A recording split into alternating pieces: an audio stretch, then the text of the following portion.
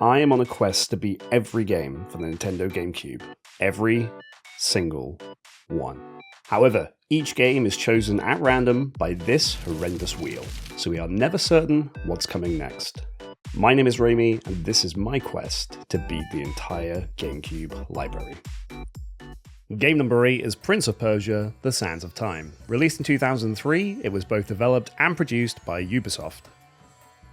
I have very little experience with the Prince of Persia series, so I was excited to check this one out. This was the first in the series for the 6th generation consoles, so I'm curious to see how it's held up. Let's dive in.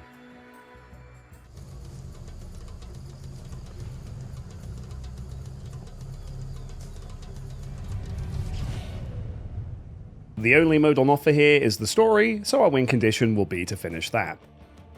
When we select new game, we get a cute transition into gameplay, we move the prince into the building, and that triggers the opening cutscene. We're introduced to the titular Prince of Persia, and he's voiced by the very talented Yuri Lowenthal.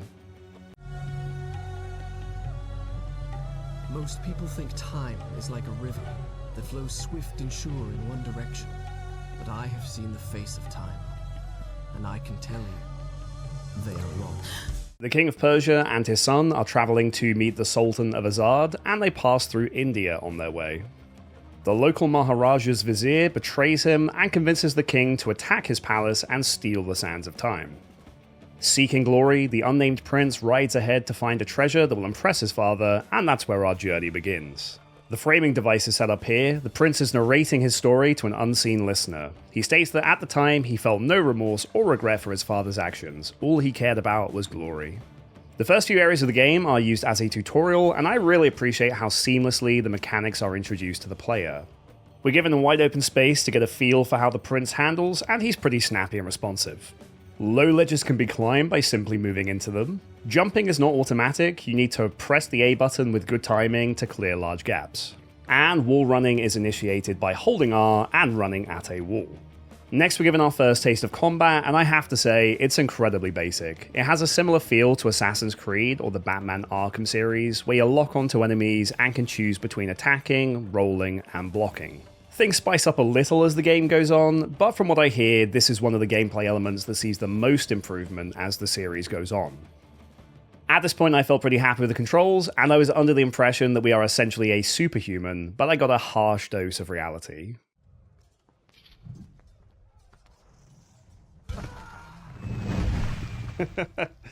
I Simon notes. Oh, it did! That's not what happened. Let me begin again. Alright, I didn't expect that. So, yeah. We can run on walls and other insane feats, but it doesn't take much of a fall to kill this guy. A little further in, and we're presented with our first taste of horizontal wall running. The angle can be tricky on these at times, but once we had a feel for it, it was extremely satisfying. A short cutscene shows us where we're aiming to reach, and then we're left to figure out how to get there. High ledges need to be jumped up to with A, and then we have the ability to climb higher, shimmy along, drop down, and hang from these tight spaces. This is my idea of game design. Learning feels organic, and unlike some of the titles we've been playing recently, we're provided with everything we need to know without a manual or further research required. Our next obstacle to traverse is a set of columns. We have the ability to climb them, pivot to a different angle, and jump off. We're only 9 minutes in, and we've learned a good chunk of the mechanics so far. From here, we're given a series of challenges to test our knowledge and refine what we know. We can even jump from a wall run, whether it be horizontal or vertical. And there it lay, just out of reach, the dagger of time. There was a treasure I could carry with pride as a trophy of our victory. We're shown our last objective of reaching the dagger. From here, it's a case of putting everything we've learned to the test. We run on some walls, shimmy on ledges and jump between them, avoid some very simple traps, wall run and jump with good timing, traverse a series of crumbling ledges by moving across them both vertically and horizontally, and then reach a series of columns to move between. Sadly, despite some pretty clean execution up until this point, I was not beyond making mistakes. That doesn't look like a jump I can make over there. Dude, you weren't meant to jump that way! What are you doing? No, that didn't happen. So I have a positive and a negative about dying in this game. On the plus side, you get some fun dialogue from the prince. The minus is that the checkpoints can be really unforgiving. You could die on the very last obstacle in a giant set piece and lose 10 minutes of progress. I am all for punishing mistakes, but man, it gets stressful when you are near the end of an area and you know that one mistake can set you back so severely. Regardless, I eventually returned to the column from before, and this time I jumped the correct way. Our final task here was to scale a gigantic statue. This was predominantly just ledge climbing, but there was one fancy bit at the end that reminded me of a certain Italian plumber. Yahoo! We get a cutscene of the prince taking the dagger of time from its resting place, and he discovers that he now has the power to rewind time. Unfortunately, this causes the entire structure to start crumbling.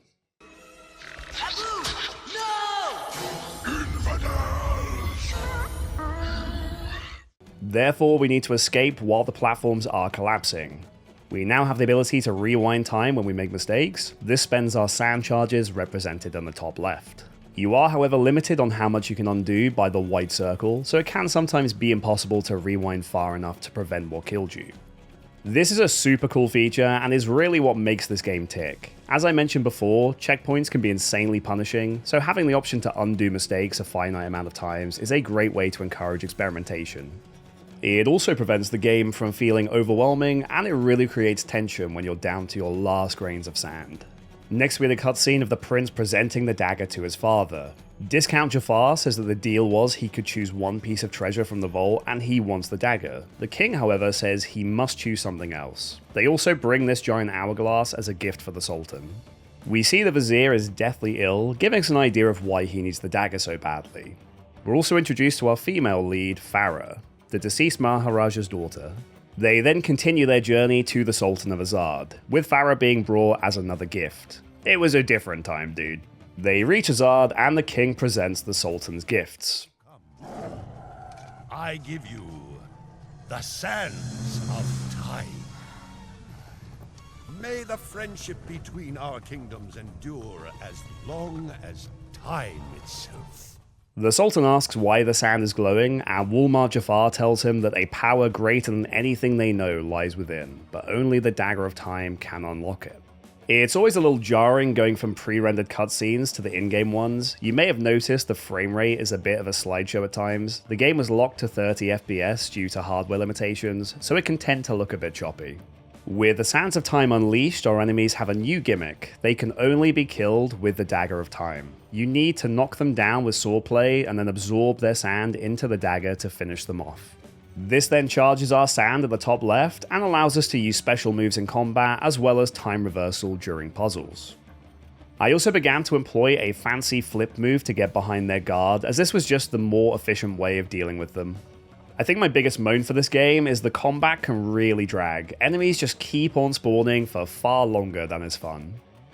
Eventually though, I hacked my way through and we were given our first vision. This is the prince seeing the future in snippets, and it gives you hints on how to progress, which is pretty neat. With no leads, we're chasing after Farah as she seems to know how the Sands of Time work. When we nearly catch up though, the ceiling collapses and we need to find a new path.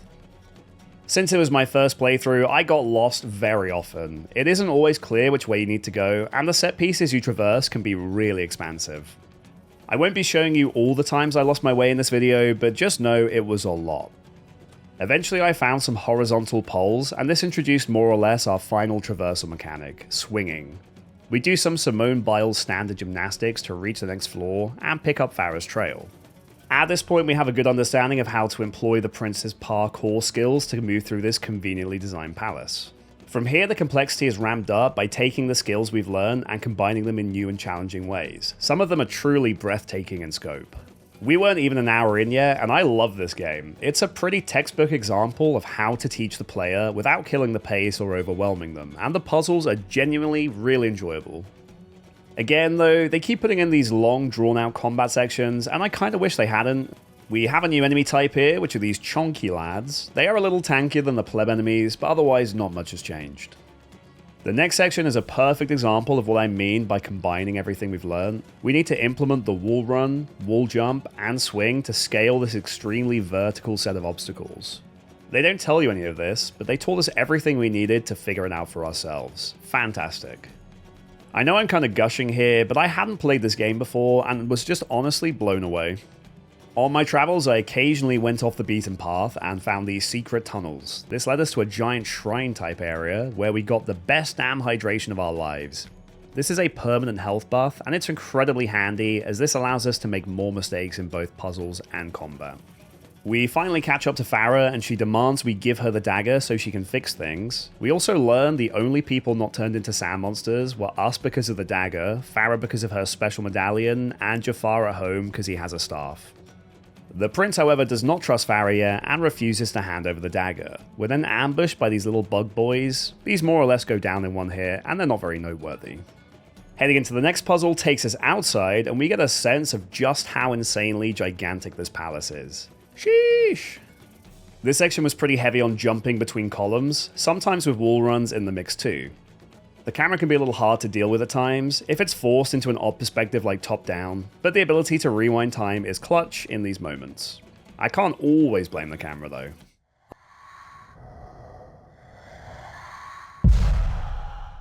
What am I missing here? Oh.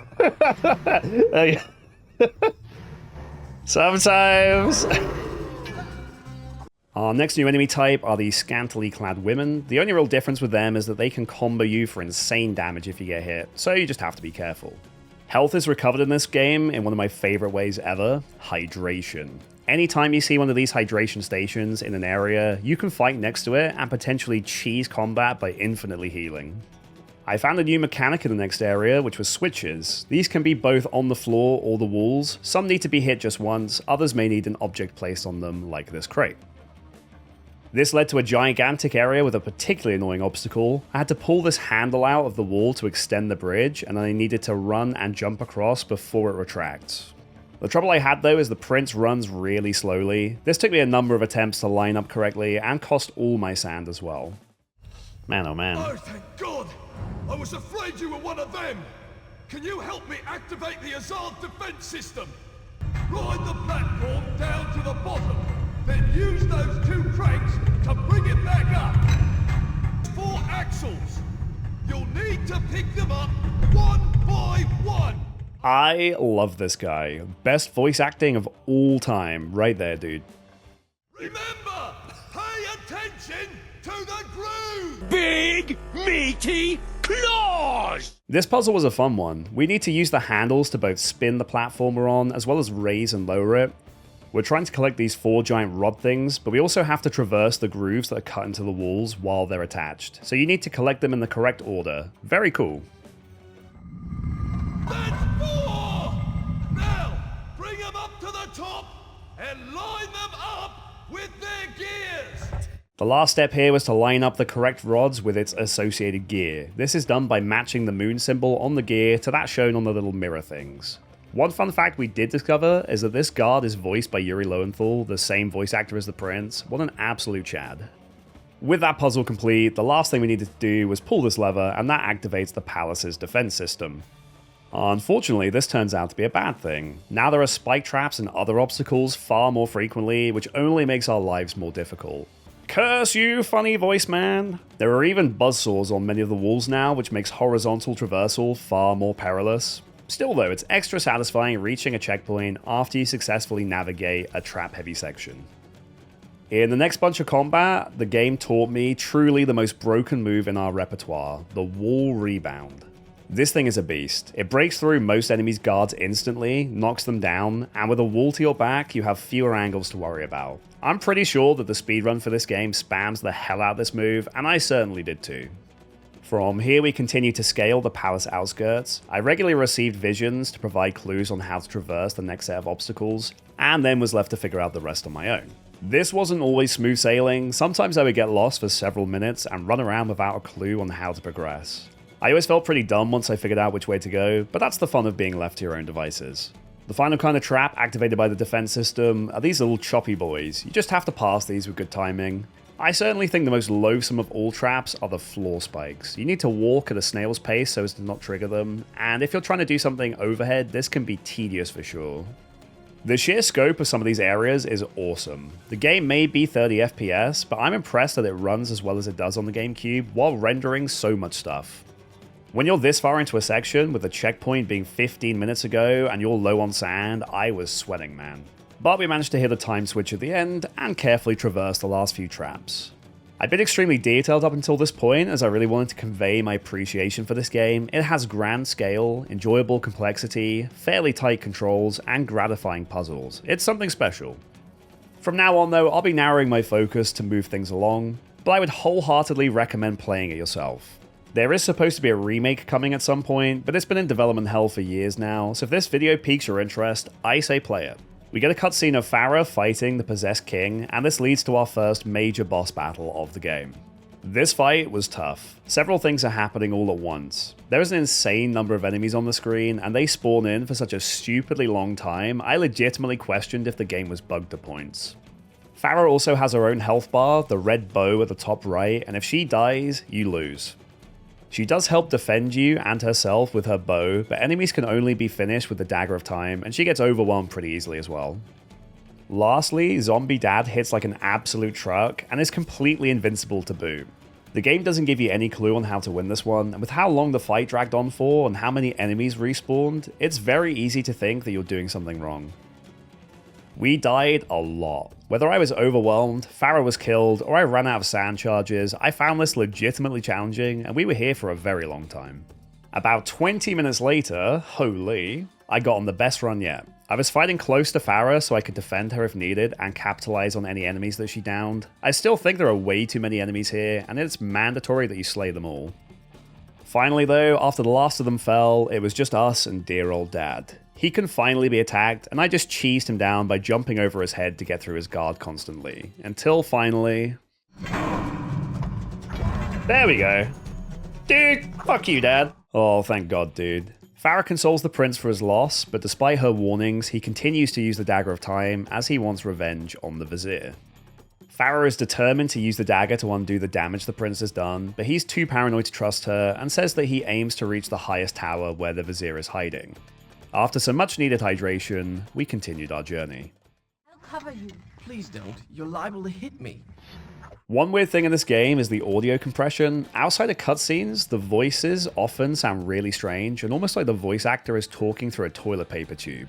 It's a real shame as it's an incredibly talented cast. I'm unsure why this was the case, but if you play it, it will certainly be something that you notice too.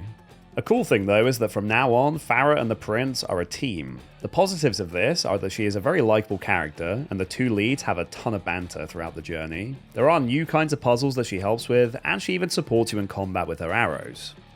The major downside though is that if she dies, you die. As I mentioned earlier, the checkpoint system in this game is not friendly, so Farah dying has the potential to cost you tens of minutes of setback if you get unlucky. There is one more issue with Farah that I'll talk about in a minute, and it is a doozy. After a butt ton of combat, I had a new area to traverse. We needed to scale this tower interior, and it's extremely vertical. I really enjoyed this section, but the camera was an absolute menace at times. The coolest thing was a series of swingy poles where we needed to combine wall bounces into the mix. Very nice. This led to our first Farah puzzle. We needed to reach the bottom of this gigantic room, and we do this by working together. We took it in turns to activate a series of switches that would do some Hogwarts-style staircase changes. We were certainly worse off though. She just has to run down the stairs and hit the levers. We had a crazy number of traps to traverse and multiple timed doors to squeeze through. Nonetheless, through the awesome power of teamwork, we made our way to the bottom safe and sound. Next up was the Sultan's Zoo, and I also unlocked a new power. Killing enough enemies increases the sand gauge permanently, which lets us control time more in both combat and puzzles. Now I could spend the entire thing to activate the Mega Freeze. This is an absolute godsend for speeding up combat. There's a risk and reward to this, however, as it spends all of your sand, which makes dying in puzzles even scarier. This area brought a new enemy type to the mix, birds. These guys suck. They do die in one hit, but they're very hit and run in style, just in case worrying about them wasn't enough. Ow. Oh, she actually shot me. Even Farah's attacking me now, dude. Farah's next puzzle use is being able to fit through tiny gaps that we can't. These are usually obscured by an object that we just need to move. Her pathing, however, leaves much to be desired. She's programmed to move in a very particular way, and the game does not cope well if you interfere with this. This next area was one of my favorites in the entire game, the Sultan's Menagerie. While not the most complicated set of obstacles, it's a visually spectacular area, and you really do get to take advantage of the entire environment. Thank God they designed this entire palace to be so parkour friendly. We made our way onto the roof, activated a lever to open the door to the next area, and made our way down the cliffs until we were ready to explore the next section. Now, I mentioned earlier that there is a problem with Farah that is an absolute doozy, and it's time to talk about it. As I stated earlier, she is programmed to move in a very linear fashion, and the game does not handle deviation from the path well at all. This is where we really learned that. I continued on by fighting my way through bugs, activating a lever, and moving a crate for Farah to squeeze through a gap, but I realized she wasn't with me. After backtracking, I discovered that she needed me to lower a ladder, so I did so and returned to the gap she was required for. This, however, caused a bug where she would not interact with the gap no matter what. The devs did not take into account that the puzzles could be done in a different order to intended, and she is not programmed to handle that scenario. I even tried putting the crate back and moving it again, but it was totally balked. This effectively creates a soft lock due to some shoddy programming, and I'm pretty shocked this made it through testing. I eventually came to the conclusion that I needed to unalive myself and respawn at the last checkpoint to fix it. After spawning back in and doing things in the intended order, I made my way back through the bugs, hit the switch again, and this time... gap. Wonderful. There you go. Couldn't have done that last time, eh? So thankfully I fixed it, but at the very least, they should have kept the door closed until the ladder was lowered if you absolutely needed to do it in this order, but never mind. The next area was fairly unremarkable. We needed to climb a series of trees, battle a few birds, and jump across a rickety bridge so we could open the next door. This brought us to the baths and a new kind of enemy. These guys with chains have some pretty extreme range, and worst of all, they are totally immune to wall dashes. Sacre bleu! Therefore, I decided to rip the Mega Freeze and just annihilate them all as quickly as possible. Of course, it wouldn't be this game if combat wasn't exhaustingly long. I think I needed to kill about 30 enemies in this tiny little room to progress, and it really is kind of draining when I just want to get back to the puzzles. I did eventually get through them though, and that unlocked a much needed save point. Now, if you thought the last Farah bug was rough, brother, you haven't seen anything yet. While I was figuring out the next puzzle, we ran into something truly game-breaking. No, I made it through those traps. Let me tell you how. Huh? I guess I was meant to put a box on that switch? But where? No. What? That didn't happen. May I start again? Huh?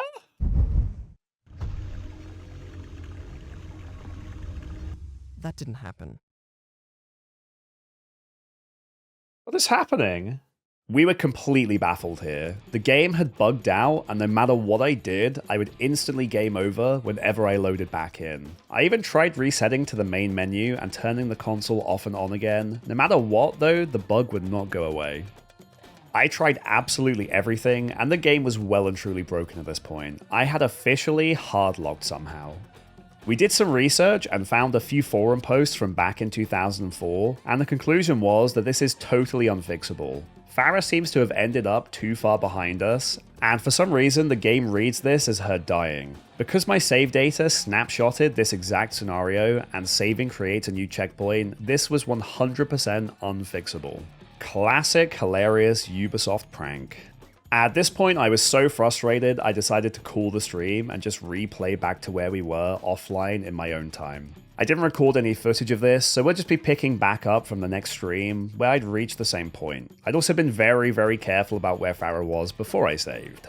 Since I knew all the puzzles and enemies until this point, it took me only 90 minutes to get back here, bringing our playtime to a total of 5 hours thus far. From this point on, I made certain to keep Farah close. Apparently a similar bug can occur right near the end of the game, and once again would force a complete restart, so I proceeded with utmost caution. This time with Farah nearby, I was able to open a gap for her to squeeze through and place the pot on the switch to open an upcoming door. This brought us to a water-themed area with a series of switches and statues on different elevations. We also came across a very conspicuous cracked wall, but we couldn't interact with it at this moment in time. After hitting a couple of switches, I opened a door, Inside I used a lever to drain the water in the area, and that allowed me to push this block. I used the block to reach a little swingy puzzle, and that led to a hanging lever. This then opened up a little block-shaped hole in the wall, and I of course pushed our companion cube into it. It took me a minute to find where it ended up. Turns out it was all the way back in the baths. I pushed it down to a lower area and moved it under a ladder to unlock a new path. I love daisy chain game mechanics where objectives are tied together and only by hitting the first domino can you begin to unravel what you were expected to do. This area was kind of huge. We effectively climbed to the very top of the baths through a really circuitous path, and it's very cool that you can still see where you started even when you're near the top. Upon reaching the end of this area, we were rewarded with a very big upgrade.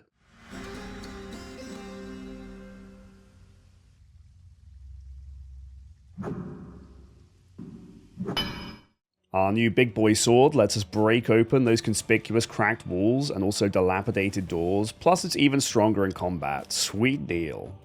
After backtracking through the area, I was then able to smash through that wall and unveil a new path. We're now in an even more ancient structure below the palace, and this one contains bottomless chasms. Farah does her usual trick of squeezing through a gap that I cannot, and that left us to parkour over the void. Some of the obstacles in this game seriously make my stomach drop, and that's when I know I'm immersed. While my number of mistakes was very low at this point, I still needed to rewind time on occasion, and I really cannot praise this feature highly enough. I absolutely love it. After some extremely spooky platforming, we caught up with Farah and pushed on. Exploration became more vertical again now as we entered the soldiers' mess hall. Sadly the food was long gone, but I still managed to hydrate at least. I love these vertical paths through enclosed spaces. They really make use of the environment. After reaching the top, we finally got some much needed fresh air. The sheer scale of this place never fails to amaze me. It really reminds me of Anor Londo from Dark Souls. It's even infested with annoying traps. Whoopee! After skirting around the building, I pulled a lever to get back inside so we could retrieve Farah. That led to this cute little ladder that shoots out from behind a wall. I really love to imagine what the architect for this palace was thinking with all of these nonsensical design choices. With Farah's help, I activated the lever to lower the drawbridge and unlock the next path. Now, I do have some bad news. Farah managed to brick once again. She was supposed to follow me down this ledge, and her pathing had now broken for the third time.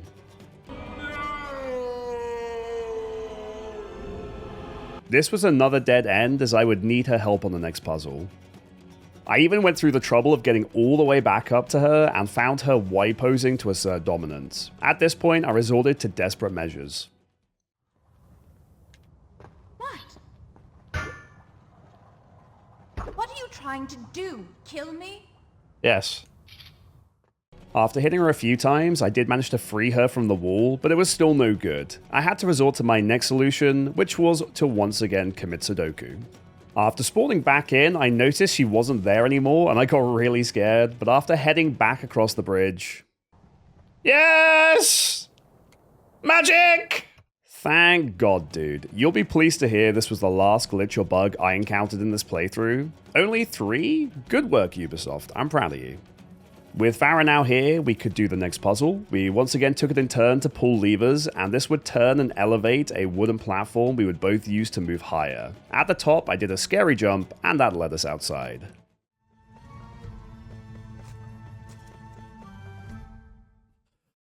Huh? What? He's tearing his sleeves! The game's getting serious now.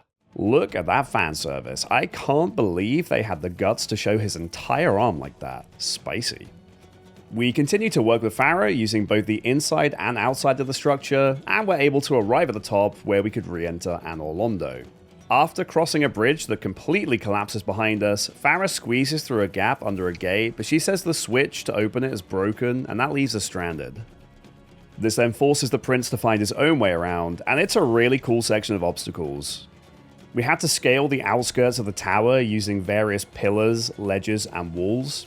I was having so much fun at this point that I'd nearly forgiven the game-breaking bug. I mentioned earlier on how the two leads have really good chemistry throughout the game, and since you haven't really gotten to experience it yet, I'll give you a taste of just how sassy the prince is. I know where I am. This gate leads to the baths. Find your way there. Of course, finding my way to the baths from here should be easy. Good. I'll just ask the first sand creature I run into. Could you direct me to the baths, please? Well, thank you. Don't mention it. I used to be a bath attendant back when I was alive. With women, you need to show them you're in charge right from the start, or they'll walk all over you. Damn, he can't say that. Indulgent. Probably because I felt sorry for her. Well, it stops now. This is From now 2024, on, she'll have to chum. toe the line. That is, assuming I can find.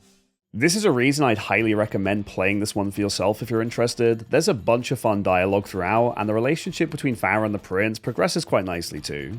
Now that we were on our own, we had to tackle what I found to be the most annoying section of the entire playthrough. I needed to navigate my way across painfully thin walls while needing to also balance with the control stick or risk falling off. During all this, I was also being harassed by birds, and trying to hit them when you have awkward footing is a nightmare. Then after changing the layout of the area, I found a space that I couldn't cross over due to a lowered gate. I needed to raise the gate with a time switch, traverse the entire area while on the clock, and run across the gate before it was too low. Holy. I still see this place in my nightmares sometimes, man. I think we were stuck here for at least 30 minutes, and every time I read Twitch chat, I would immediately end up falling or making some other mistake. Don't get me wrong, I still had fun, nothing wrong with the challenge, but this was by far the part of the game I found the most tedious, and I'm really glad they didn't make anything quite as annoying as this for the remainder. After many, many deaths and spending more sand than is in the Sahara, we made it. Please. Yes, thank God. After that ordeal, I continued my journey to reunite with Farah. I'm going to give you the Cliff's Notes for this bit. It helps with brevity, and it's also good to leave surprises if you want to play it for yourself. I made my way through an underground cave system, we crossed multiple pools of water, and we also had to fight the worst kind of enemy, bats. These guys aren't really a threat, they die in one hit and they attack very linearly, but you need to wait for them to come at you, and there's quite a few of them, so it can take ages. Past here I had to cross some crumbling bridges and jump across a series of stalactites. That was followed by a very wall-running heavy section with an array of platforms and ladders. Eventually we came to a section that seriously reminds me of the prison in The Dark Knight Rises. There was a new platforming element in the form of ropes to swing on. These can be used freely in any direction, and you have to jump with good timing to be successful. After crossing many more of those horrible thin platforms, making some pretty elaborate jumps, and chaining across a series of ropes, I was eventually able to secure my freedom. That area took me a pretty big chunk of time to beat, and the path is much more elaborate than I've shown here, but that's one of the ones I think I'd like to leave for people to play for themselves. Next was another long combat section to break up the puzzles, and a new enemy was introduced in the form of gigantic dudes with scimitars. They can't be wall bounced or jumped over, and they do tons of damage to the player, so they can be a little bit tricky. I think you're supposed to parry them by blocking at the perfect time, but I took to freezing them with the dagger, and that lets you kill them without too much hassle. It'd been a bit of time since our last trap-heavy section, so I was actually kind of pleased to see this one. We had the classics like the spike traps and the choppy boys, but also a new log trap that swung overhead and needed to be passed with good timing. This took me a few goes, but I eventually got the hang of it, and I styled my way across. At long last, we had reached the bars, and now we just needed to find Farah. There were a few false walls and enemies to navigate through, and we could hear her in the distance. Once we caught up to her, the prince was so happy to see her. Farah! I'm coming! What took you so long? Oh, way too long. Dude, my brain's cooking right now. I might have to do something with the video.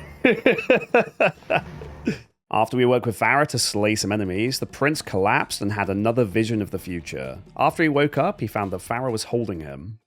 My love, please don't leave me. What did you call me? It doesn't matter.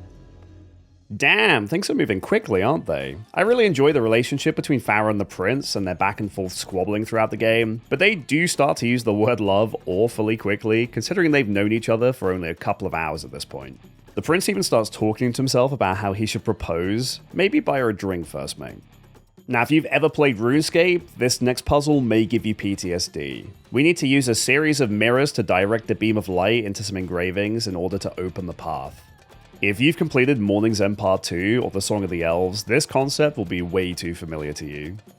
This one gets pretty spicy. There's a great deal of verticality involved and a number of Mario jumps to perform with good timing throughout. We needed all we'd learned for this one. It really did an amazing job of integrating all forms of traversal and tied together the traps and the puzzle sections from before. It really made for an incredible set piece. I think it's a testament to how much I enjoyed this one that I can still remember every puzzle vividly even weeks later. Some sections do drag on a little bit, the combat's a little shallow and repetitive, and playing at 30 FPS in this day and age feels very alien to me. But I can look past all of that and even the game-breaking bug due to the sheer creativity and charm on display. I think it says a lot that I'm now eagerly anticipating the sequel to this on the GameCube ever since playing this one. This section took me a good 20 minutes due to getting lost at times, but I enjoyed every minute of it.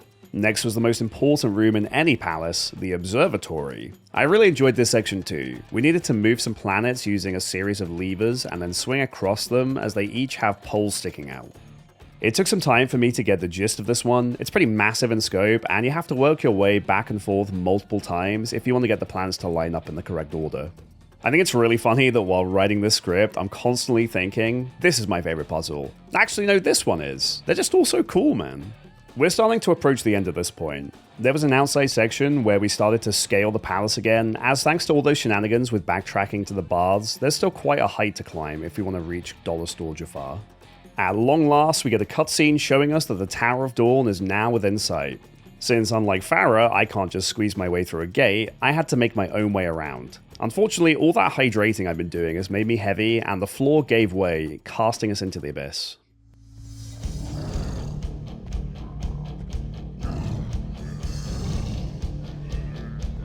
Wait, dead or alive now?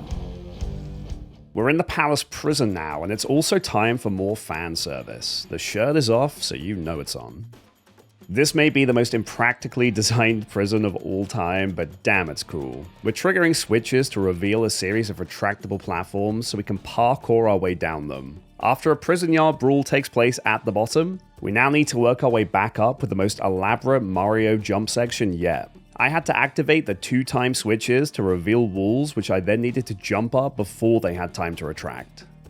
Then there were more cool button-activated platforms that I had to chain together. This prison area was short and snappy, with a ridiculous puzzle density. It was so incredibly satisfying, and it's a highlight of the late game for sure. So for the second time in an hour, we freed ourselves from a pit of some kind and found Farah under attack. This was the first combat section since fighting our zombie dad that really challenged me. This one was rough. I lost count of the number of enemies I had to get through, but it was far too many. The two main problems I dealt with here was a severe lack of hydration. I couldn't find any water sources, so I had no means of health regen. The other was trying to keep Farah safe. Remember, if she dies, it's game over, and with how many enemies were on the screen and how close she stays to the wall all the time, it was very difficult for me to protect her while not exposing myself to constant danger. Even with the ability to rewind time when I made mistakes, I found myself out of sand very quickly, and the few times I did get on a good run, Farah would go down super quickly. I persevered, however, and with time was able to emerge victorious. I seriously hope combat is refined in the next ones that we play.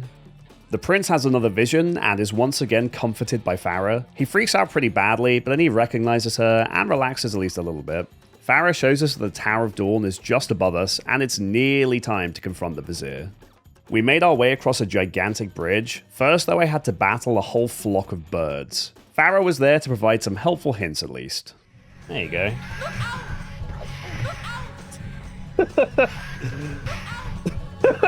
She's never said that line before, and now they're really getting their money's worth for it. This led on to a classic video game staple, a giant elevator to fight on. I had the same problem as before here, where it's an enclosed space and lots of enemies, so keeping Farah alive for the duration of the fight can be really difficult. On the plus side though, at least we could hydrate. Yes. After several attempts, I completed that section, and it was time to confront Jafar. We found the Sultan's treasure vault, and that contained the hourglass with the sands of time. Farah tells me to get on top of the hourglass, but that required a bit of parkour. You did it! Take the dagger. Strike it into the center of the dome. My father's army sacked your palace, captured you as a slave. You have every reason to hate me. Now you want me to trust you. There's no time!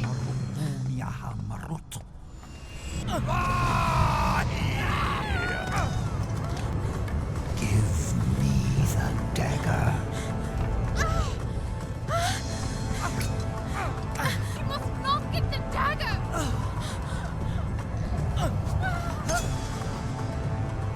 faced my enemy, I had looked into his eyes, and I had lost everything. We now have a cutscene of Farah and the prince trapped in a tomb below the palace. After she asks him why he hesitated, the prince apologizes and he actually shows some humility by admitting his mistakes thus far. This is some solid character growth as he's shown to be pretty stubborn and egotistical throughout the game. Farah then recounts a story her mother used to tell her when she was a child. If she ever found herself lost, she only needed to say the word Kakalukia and a magical door would reveal itself. Despite the prince scoffing, apparently it's true, because he realizes that Farah has vanished and a new path is open.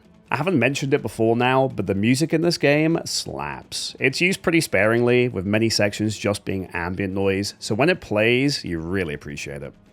We have a Lost Woods style puzzle now, where we can hear Farah, but we can't see her. She's talking about being in a wonderful bath and keeps telling the prince to find her. There's a dozen doors to choose between, and if you pick the wrong one, you're warped back to the start. If you choose the correct one, the puzzle continues. At first I was trying to memorize the whole thing. After a while though, we realized that you can hear trickling water if you're standing in front of the correct curtain, and from there it was a straightforward shot. We find Farah in the hot tub section on Twitch, and had a cutscene of the two swimming together in the bath. There's even some lewd hand-holding, dude. We were pretty scandalized.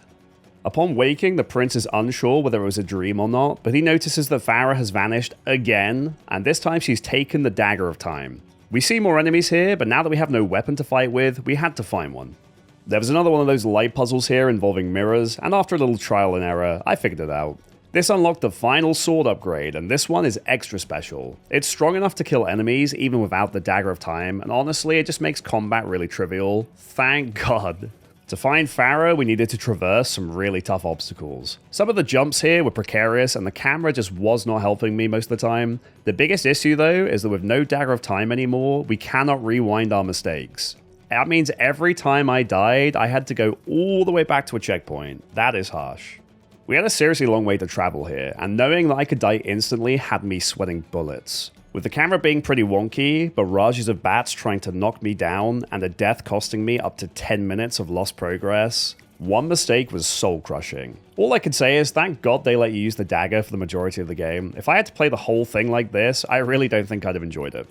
That being said, I think it's awesome that they wanted to make such a punishing section the barrier to the last boss, and it made for a seriously visceral experience with how dialed in I needed to be if I didn't want a crippling setback. Again, wouldn't want the whole game to be like this, but I love the challenge at the end.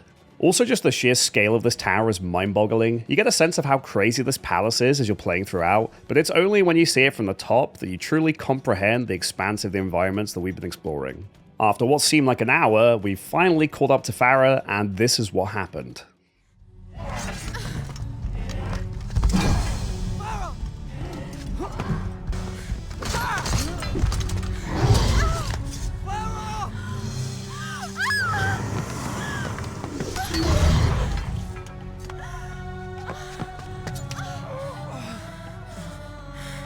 What a man. Farah, no!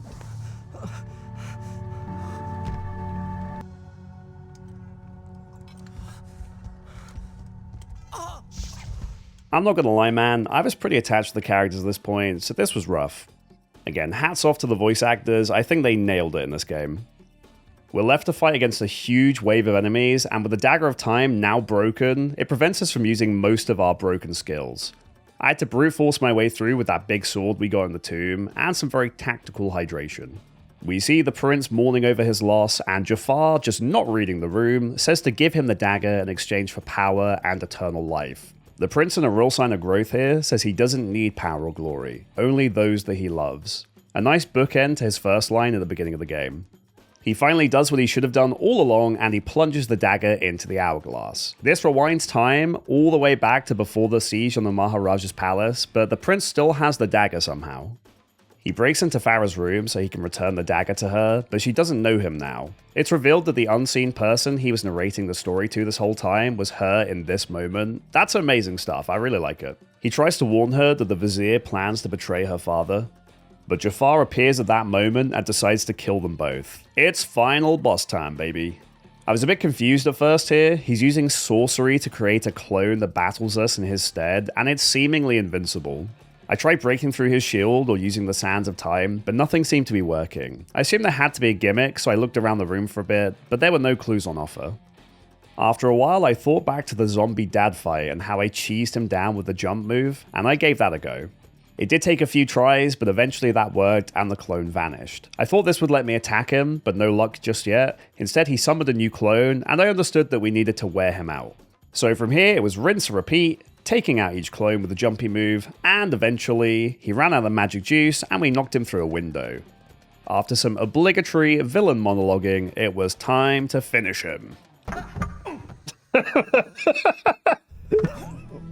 Okay. I could have been. Say that, dude. Then it's true. He was a traitor. Take this. Return it to your father's treasure vault. Guard it well. But why did you invent such a fantastic story? Do you think me a child, that I would believe such nonsense? I said I owe you thanks. Boundaries, man. You presume too much. Such a fantastic story. Do you think me a child, that I would believe such nonsense? You're right. It was just a story. Wait. I don't even know your name.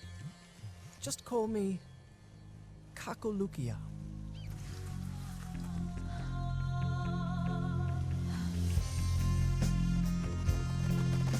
And that concludes Prince of Persia, The Sands of Time, a game that's held up surprisingly well, and I can honestly recommend you play it. It took me 11 hours and 15 minutes to beat this one, with a decent chunk of that time coming from that game-breaking bug we experienced. I settled on a 7 for difficulty. There are several fights that I found genuinely challenging, and plenty of the platforming segments took me multiple attempts. If it weren't for the ability to rewind time, this could honestly have been a 10. Enjoyability scored an 8. Even with the frustrations of needing to replay a good chunk of the game, and the combat being very, very repetitive, I had a ton of fun. The parkour and exploration system is top-notch, and a lot of the puzzle set pieces are intuitive and are satisfying to beat. If you made it to the end, then please enjoy a sneak peek at what I'll be playing next time. There it is. The wheel.